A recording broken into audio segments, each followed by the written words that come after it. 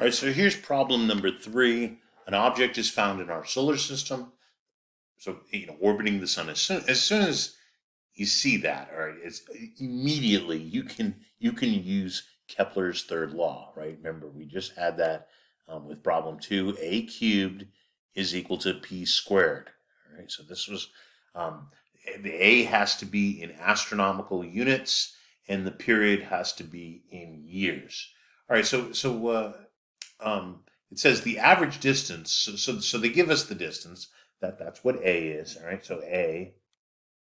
Now A is not in the proper units, of course. So let's see. What does it say? A is 8.94 times 10 to the ninth kilometers. All right. And then we already know that in 1 astronomical unit, 1 AU, that's an A.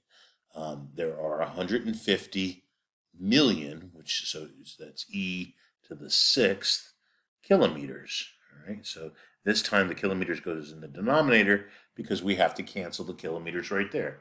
All right, so we get our handy calculator. That's going to give us A in astronomical units. We're going to then cube that, and then we take the square root to get the period. All right, in years. And so we already know the answer is right there. It should be 460.1 years. And it says to round to one place past the decimal. So there we go.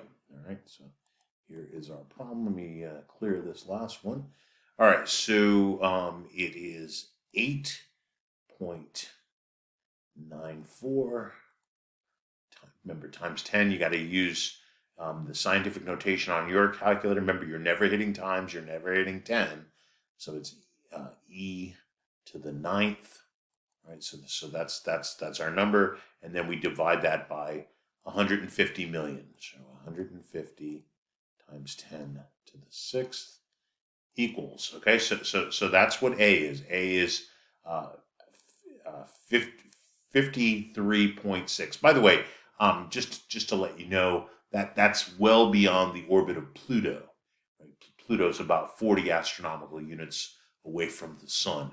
So this is a region called the Kuiper Belt. We'll talk about that much later. Just to let you know. All right, so that's what A is 59.6. All right, that we needed that. All right, 59.6 astronomical units, AU. All right, so now how do we figure out the number of years? All right, well, so you take this equation right here, and you solve for p, right? So p is the square root of the 50. In this case, we know the number now, 59.6, but you got to raise that to the third power, right? And then you take the cube root. I'm sorry, and then you take the square root. Sorry about that. All right, so we already had that in our calculator. Where did my calculator go? Okay, here. Where is it? There it is. All right, calculator. All right, so that's already my calculator. So I'm going to raise that to the third power. For this calculator, I hit the X to the Y button, raise to the third. All right, so that's the distance in astronomical units raised to the third. So that's an enormous. Sorry, that's just cubed. And now if I take the square root of that number, let's see this. That's this button right here. All right, so that tells me it is 460.118. All right, and so it said to round to one place past the decimal, so it would be 460.1, which is of course what I have, right here. Right there it is. All right, now how do we change that into days? And so if I write that 460.1, or just leave it, the unrounded version in your calculator, and you say, all right, well, 1 year there's 365.24 days.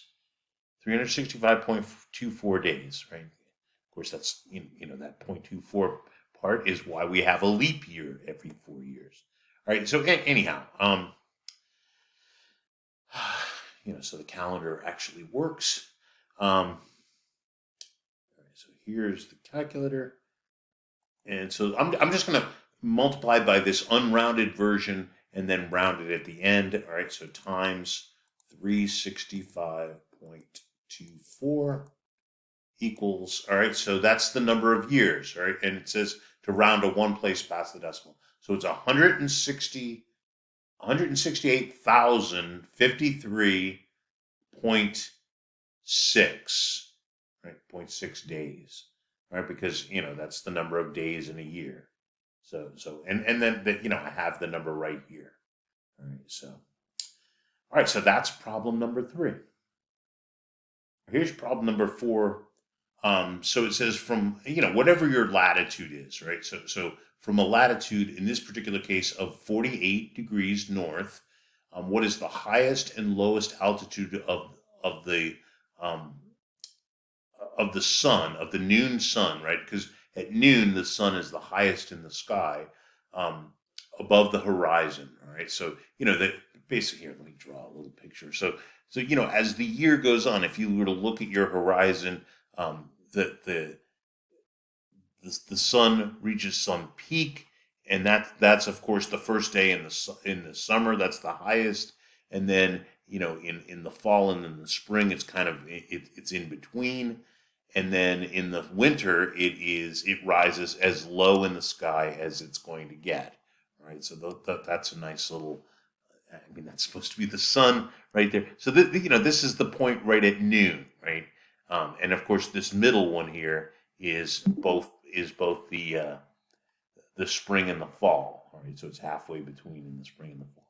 All right, so anyhow, I mean, this is a really simple problem. It's always these two. At the highest point, it's 90 minus the latitude plus 23 and a half degrees. Right, so you might say, well, where does the 23 and a half degrees come from? Because that's in both of these. The 23 and a half degrees, of course, is as you read about in our textbook, is the tilt of the Earth with respect to the sun. So the Earth is tilted by 23 and a half degrees, and that's really what the reason for the fact that we have seasons, right? That tilt of the Earth causes the angle of the sunlight to be different. All right, so we're going to check. So from 48 degrees is I think that's like up in Canada. Okay, so on the first day of summer, which is right around June 21st. The first day of winter is right around December 21st. What's the angle of the sun? All right, and so you just plug this in, right? So it's just 90. I meant this to be larger. Sorry. So it's 90 minus um, the latitude in this case, which is 48, um, and then of course plus 23 and a half degrees, 23.5. All right, so that's the highest. So of course the number comes out to be 65.5, and then for the lowest, it's going to be 90 minus. It's always minus the latitude, 48, but now minus the 23.5. All right, and so that's going to be the lowest, and of course for that particular latitude, it would be 18.5. All right, so that's how you do this. Um, yeah, for just to let you know, for the spring and for the fall, it's just it's just minus the 90 minus the latitude. All right, so um, what else? Yeah. All right, so that's problem number 4. Let's see if I can fit another problem in here. All right, so we get another Kepler's third law problem. You can see that this is obviously an important problem. So we have a planet in orbit about a star with the same mass as the sun. So this is some other planet. These are actually called exoplanets when it's orbiting another star. This star, if as long as it's the exact same mass as the sun, which is not really, there's not that many stars out there that have exactly the same mass as the sun. Um, But this is just an example, okay? So if it has exactly the same mass, you can use Kepler's third law, right? There's a modified version to Kepler's third law that uses any star, whatever the mass is. All right.